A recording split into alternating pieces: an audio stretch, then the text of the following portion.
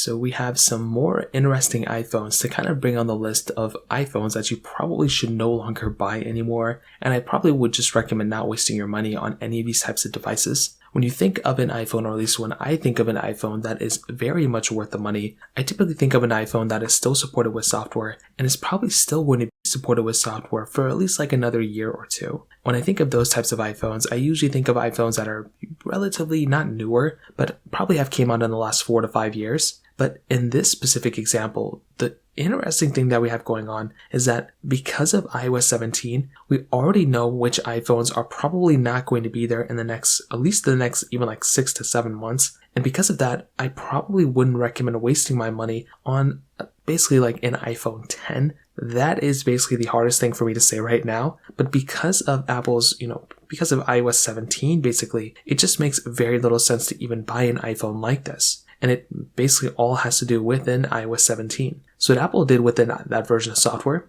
they basically went through and they made us essentially go through and no longer have an iPhone like that is still supported with software. Now we still have iPhones like the iPhone XS that are very similar to this iPhone, but we are still stuck in this weird phase where a phone like the iPhone 10 is no longer supported with software, even though it was the first $1,000 iPhone. It meant a lot to Apple. It changed a lot of things with the phone industry. Apple decided to cut this thing, in my opinion, the lifespan early, and because of that, it just doesn't make any sense to buy this iPhone anymore. I will say though, with that being said, this iPhone, I think if you still own it, is probably still worth buying. I still think there's a lot of capability there, and I think that's a really cool thing going on for this specific iPhone, but that doesn't necessarily mean that this iPhone is worth buying anymore. If you currently own this iPhone, that's completely different. I'd recommend keeping it for as long as you want to, but to go out and actively buy an iPhone like this, it just doesn't make too much sense to me, because this thing could very well end up getting, support dropped on it very soon, and it already has. This thing is not going anywhere. It's still,